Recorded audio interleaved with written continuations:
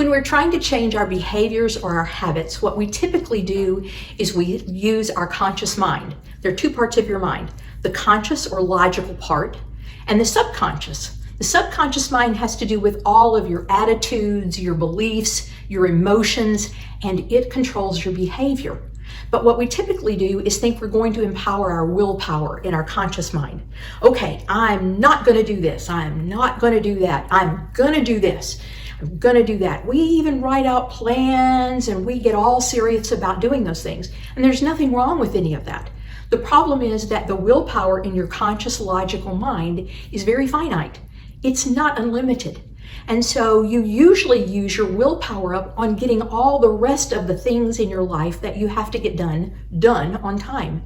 You have to pay the bills. Oh, the trash cans have to go out. Oh my God, we forgot to pack so-and-so. Oh, the kids have to be, whatever it may be. And your willpower gets exhausted and eliminated on those things. So there's not really much left to use on behavior or habit change. The strongest, most powerful part of your mind is your subconscious mind. It's where your attitudes and beliefs exist, and it's where how you see yourself, how you define yourself, who you really believe you are, that's where that exists. And that's critical, because if you're trying to do a behavior or habit change and you don't really think that's who you are, you've lied to yourself about this for years. Yeah, I'm going to lose 20 pounds. How many years have I going to be doing that? Whatever it may be, your subconscious mind doesn't believe that's who you are. And you've spent all this time feeding it with all the negative words, either words that come out of your mouth. Oh, I so struggle to not eat between meals. Or, oh, that's negative self-talk. Oh my God, here I am again at the refrigerator and I just finished a box of cookies, whatever it may be. And the second way that we feed that subconscious and who we are telling it we are is through the videos in our head. When you watch yourself do something and you think about, okay, I'm not going to do this, I'm not going to do this.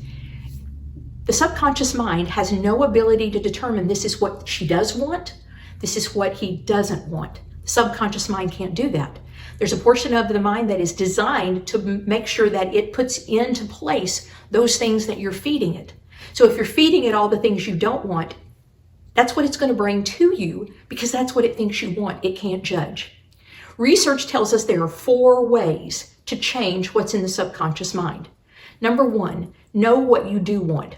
There are no, I don't not want this. It's what do you want?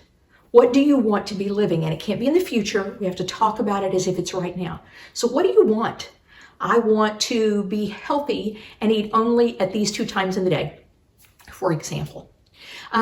Once you figure out what you really want, and this is one thing at a time, once you figure out what you really want, you want to write it down. Not type it out. You can type it out, but the research is clear. Handwriting it has much more impact on your mind. You want to handwrite it out. You want to put that up, handwritten out on Post-it notes in places you're going to see it. You don't have to embarrass yourself at work by putting it up on the door to the building, but just places that you'll see it that will trigger, oh yeah, this is what I'm saying. This is what I'm believing in my life. And then you want to do 2 things more. You want to make sure that the language that you're using inside your head and the words that you're saying out of your mouth are supportive of this new part of you. I am a healthy eater. I only eat twice a day. I eat between these hours. And then once you do that and you play the videos of, yes, I'm only eating at these times. I'm looking at the clock and I'm seeing what time it is and I'm going to get the healthy food that I've prepared. Whatever your example may be, and then you get to feel what that's going to be like through your words and through the videos in your head. How's that going to feel? How's that going to sound? How's that going to smell, depending upon what you're trying to achieve? What's that new state going to be like? Research tells us that we should do this for 30 minutes a day. Just find time alone in solitude and really spend time saying those things, writing those things, visualizing those things. For me, I find that most people don't have a block of 30 minutes they can devote to something like this. And so my experience has been that when you find chunks of 3 to 4 minutes a day, when you're walking somewhere in your house, when you're walking down the aisles of the grocery store, when you're doing something that's mindless, you're throwing a wash in the laundry, whatever, it doesn't require your mind. You know how to do that without having to think about it.